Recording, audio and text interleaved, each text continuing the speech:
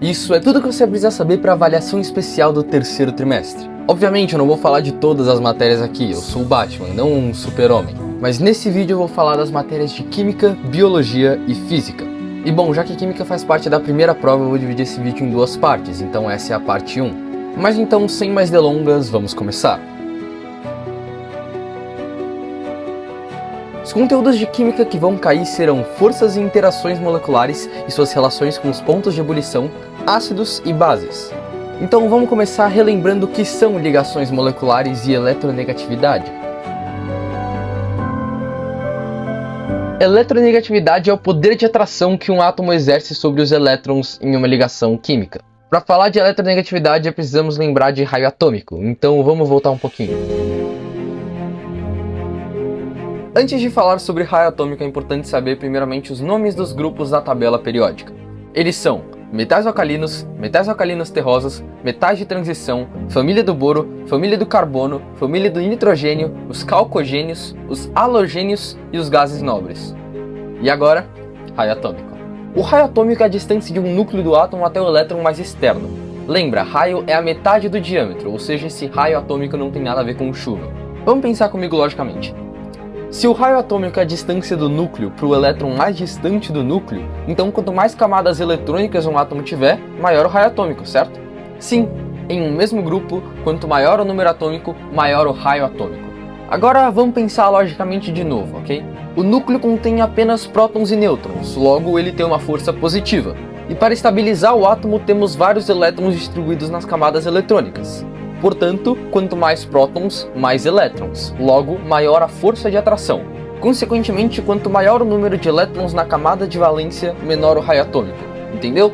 É meio confuso, mas basicamente em um mesmo período, quanto menor o número atômico, maior o raio atômico. Então, concluindo, quanto maior o período, maior o raio atômico, e quanto maior o grupo, menor o raio atômico.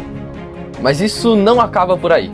Niels Bohr também percebeu que para tirar um elétron de um átomo no estado gasoso, ele precisava fornecer energia para ele. Essa energia foi chamada de energia de ionização e tem uma ligação direta com o raio atômico. Pensa comigo, quanto menor o raio atômico, mais próximos os elétrons estão do núcleo, logo maior a força de atração. Então, se eu quiser tirar um elétron de um átomo que tem um raio atômico pequeno, eu terei que usar mais energia do que um que tem um raio atômico grande. Logo, quanto menor o raio atômico, maior a energia de ionização necessária. E agora vamos voltar para a eletronegatividade. Quanto menor o raio atômico, mais fácil atrair elétrons para o núcleo, portanto maior a eletronegatividade. Então a eletronegatividade aumenta de baixo para cima e da esquerda para a direita. E assim temos a fila de eletronegatividade: flúor, oxigênio, nitrogênio, cloro, bromo, iodo, enxofre, fósforo e hidrogênio. Ou fui ontem no clube, briguei e saí correndo pro hospital. E levando a eletronegatividade para ligações covalentes, temos dois átomos que têm a mesma eletronegatividade, a ligação é chamada de apolar ou não polar. Se temos dois pólulos elétricos como o CLH, é chamada de polar, porque temos dois átomos em lados diferentes da fila. Mas e se tivermos mais que dois átomos? Bom, nesse caso, ter conhecimento da geometria molecular ajuda bastante. Se tiver três átomos de geometria linear, a polaridade é apolar. Mesmo que as duas ligações sejam polares, não sobra par de elétrons, então a molécula meio que se equilibra. Se tiver três átomos e a geometria for angular, a propriedade é polar, porque a molécula não se equilibra já que tem pares de elétrons sobrando. Se tiver quatro átomos e for piramidal, é polar, porque tem par de elétrons sobrando. E se for trigonal plana, as coisas complicam um pouco. Se as três ligações com o átomo central forem iguais, é apolar. Se forem diferentes, é polar. E a mesma coisa com a tetraédrica. Se as quatro ligações forem iguais, apolar. Se forem diferentes, polar. E a polaridade da molécula pode ajudar a entender a solubilidade do composto. Se um composto for polar, ele é solúvel em água. E se predominar o caráter apolar, não é solúvel. Mas como que se mede a polaridade de uma molécula grande como a vitamina C, por exemplo? Simples, se tiver muito oxigênio, que é um átomo muito eletronegativo, distribuído ao longo da estrutura, o caráter que predomina é polar. Então a vitamina C é polar e a vitamina A, que só tem um oxigênio, é apolar. E agora vamos falar de interações intermoleculares. A gente acabou de ver as forças intramoleculares, que são aquelas que constituem a molécula e conectam os átomos. Agora vamos ver as forças intermoleculares, que são aquelas que aproximam uma molécula da outra no estado sólido ou líquido. A interação molecular mais fraca é entre duas moléculas apolares, que é dipolo instantâneo e dipolo induzido, que por conta de uma perturbação uma delas se polariza e por indução a outra também se polariza. As forças dipolo-dipolo ou dipolo permanente são entre duas moléculas polares, onde a parte mais negativa de uma se atrai pela parte mais positiva de outra. As ligações de hidrogênio são as mais importantes. Elas ocorrem entre substâncias polares em que átomos de hidrogênio interagem com os primeiros átomos da fila da eletronegatividade, flúor, oxigênio ou nitrogênio. E também temos a interação íon-dipolo, que é quando um íon interage com uma molécula polar. Mas agora, como que essas interações intermoleculares podem ser relacionadas com pontos de fusão e ebulição? Bom, vamos pegar um gráfico de aumento de temperatura. A gente já viu que esses pedaços retos no gráfico simbolizam a mudança de estado físico, sendo um deles o ponto de fusão e o outro o ponto de ebulição. Quando temos um sólido, temos partículas juntas e pouco agitadas. E conforme a temperatura aumenta, as partículas vão se agitando cada vez mais. Lembra que a temperatura mede a agitação das partículas. Quando chegamos na fusão, parte das interações entre as partículas são rompidas pelo calor latente e o sólido vira um líquido. Novamente, quando aumentamos a temperatura desse líquido, a agitação das partículas vai aumentando proporcionalmente. Mas quando chegamos no ponto de ebulição, o calor latente é suficiente para romper totalmente as interações entre as partículas, tornando o líquido num gás.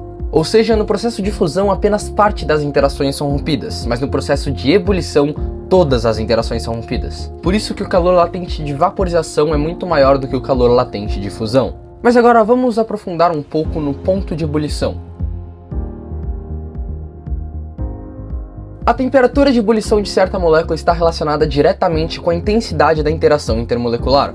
A gente viu que as ligações de hidrogênio são as mais intensas, portanto, se tivermos duas moléculas com tamanhos próximos, mas uma delas interage com ligação de hidrogênio e a outra com dipolo instantâneo e dipolo induzido, por exemplo, a molécula com ligação de hidrogênio terá um maior PE, ou ponto de ebulição. Por exemplo, o propano, que é dipolo instantâneo e dipolo induzido, tem um PE de menos 42 graus. O etanol, que é dipolo-dipolo, tem um PE de menos 21 graus, e o etanol, que é ligação de hidrogênio, tem um PE de 78,5 graus. E isso também serve para moléculas inorgânicas. Por exemplo, o ácido fluorídrico, que é o HF, tem um PE de 20 graus e estabelece ligação de hidrogênio. Enquanto isso, o ácido clorídrico, que é HCl, tem um PE de menos 85 graus e estabelece interação dipolo-dipolo. Mas e se tivermos duas moléculas que têm o mesmo tipo de interação? O que faz exatamente uma ter um maior PE do que a outra? Bom, isso é bem simples, o tamanho dela. Isso tanto para moléculas orgânicas quanto inorgânicas. Quanto maior o tamanho dela, seja porque tem um maior raio atômico ou porque tem mais átomos na molécula, maior o PE. Porque quanto maior o tamanho, mais fácil é formar o dipolo instantâneo, dipolo induzido ou dipolo-dipolo. Então, por exemplo, o metano tem um PE de menos 161,7 graus Celsius. Já o etano tem um PE de menos 88 graus Celsius. E o butano tem um de menos 1 grau Celsius. Isso porque o butano é maior que o etano e o etano é maior que o metano. E da mesma maneira, o iodo tem um maior PE que o cloro. Mesmo ambos sendo do mesmo grupo, o que muda é o raio atômico de cada um. E agora vamos falar sobre ácidos. Ácidos são substâncias hidrogenadas que, ao serem dissolvidas em água, liberam H+. Então, por exemplo, quando temos o HCl, que é o ácido clorídrico, aquoso, e colocamos ele na água, a parte do oxigênio, que é a mais negativa da água, puxa o H+, e assim fica H+ aquoso mais Cl menos aquoso. E se tiver mais de um oxigênio no composto, por exemplo, H2SO4, fica 2H+, SO4, 2-, os dois aquosos, obviamente. Porque esse átomo tem dois hidrogênios ionizáveis, portanto libera 2H+. E esse processo é chamado de dissociação iônica. Mas aí chega um cara que se chama Bronsted e fala que não é só isso que acontece na dissociação iônica. Ele percebe que o H2O forma uma ligação covalente dativa com o H+, formando o H3O+.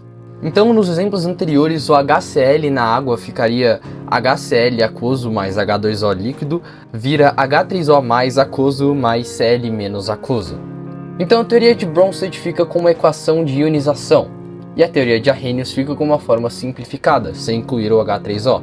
E existem dois tipos de ácidos, os hidráxidos, que são ácidos sem oxigênio, e os oxiácidos, que são ácidos com oxigênio.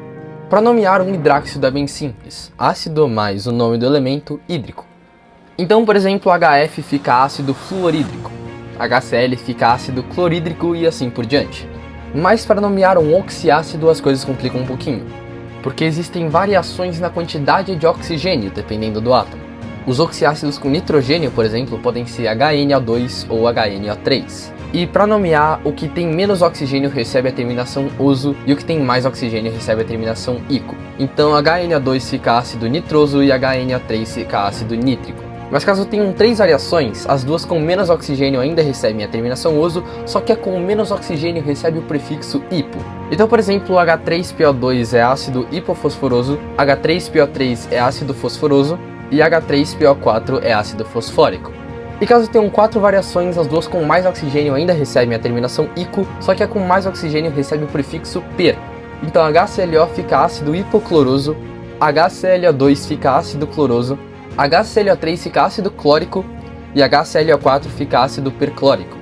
E agora vamos falar sobre bases.